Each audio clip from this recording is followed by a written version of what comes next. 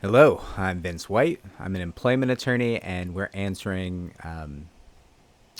publicly posted questions on abo.com, getting people the answers they need from an employment attorney, right? Okay, so here is the question.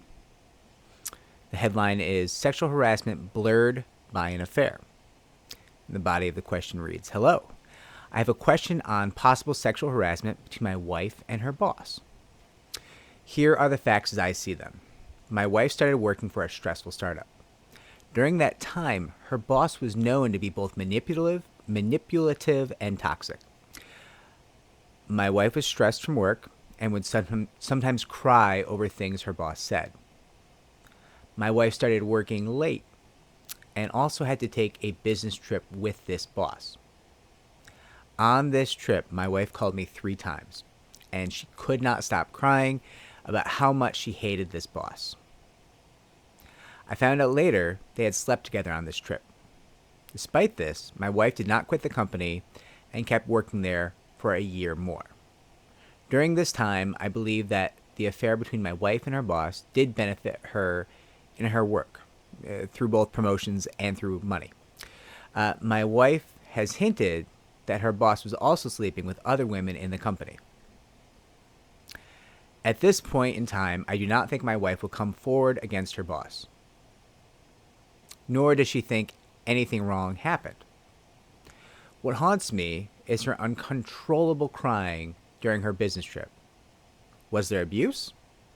And I am afraid for other women. Is there any legal action to bring this to light and protect others? Do you have any general advice for me? Okay. So, your wife's case is, of course, your wife's case. It does sound like she has a claim. Even a consensual affair between a subordinate and a manager, there's going to be a power disparity, right? He's wielding power against her in some way, so it's consensual, I guess your wife says, but it's consensual with a power disparity, so there is an issue, in my opinion, and whenever there's a power disparity used against someone in a workplace romance, right? That being said, often what we need on the federal level to have a sexual harassment claim would be a negative workplace consequence. Now, she does not view the sexualized interactions, from what you're saying here, she does not view those interactions to be negative. She felt she consented. She felt nothing was wrong. She's an adult, presumably, and so that's her right, you know? And I guess you kind of go on to say she only benefited from this interaction. So I guess first and foremost, it's her claim. It's her decision. She knows if she's been wronged or not. Do I think there could be a claim there? Yes, but what I think doesn't matter. It's really what she thinks, right? If she thinks there's nothing wrong, then that is,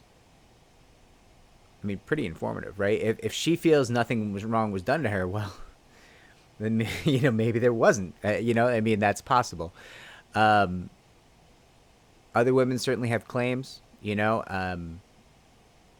Probably. If your wife benefited from an affair and there were other people in the office that were harmed as a result, they would have claims. If this guy is aggressive, if he's sexually harassing women in the workplace, anyone who didn't find that to be acceptable or who didn't want to engage in a consensual relationship would potentially have a claim, in my opinion. And I imagine this must be kind of a really frustrating situation for you for a variety of different reasons. And that sounds very difficult. I'm sorry. And, I applaud your concern for other women, but I think that the other women, if they feel they're being wronged, will be able to stand up for themselves. I would presume they are also adults, right? I don't know that I could recommend any legal action for you to bring. Certainly there's legal actions, I would think, for all the women involved. And maybe just everybody under this manager potentially, right? There's a whole bunch of potential claims if people feel they have potential claims for a variety of people in this workplace working in or around this manager. But unfortunately, unless you're working there, I don't know that any of those claims fall at your feet. I don't know if any of those are something you could work with or have standing to bring, and I'm sorry about that. General advice: it's hard. I mean, I guess one of the things I had to learn, because I'm always like, oh, we should bring the case, right? That's easy for me to say.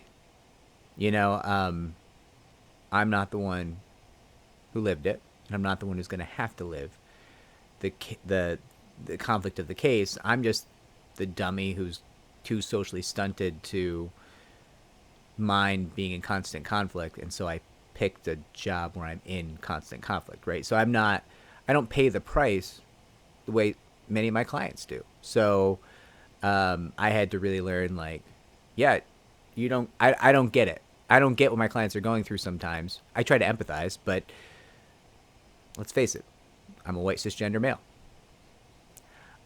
Nobody's sexually harassing me, right? It's just not likely. Can it happen? Can a white cisgender male be sexually harassed? Sure. Have I ever been? No, I haven't. And I think it's not common.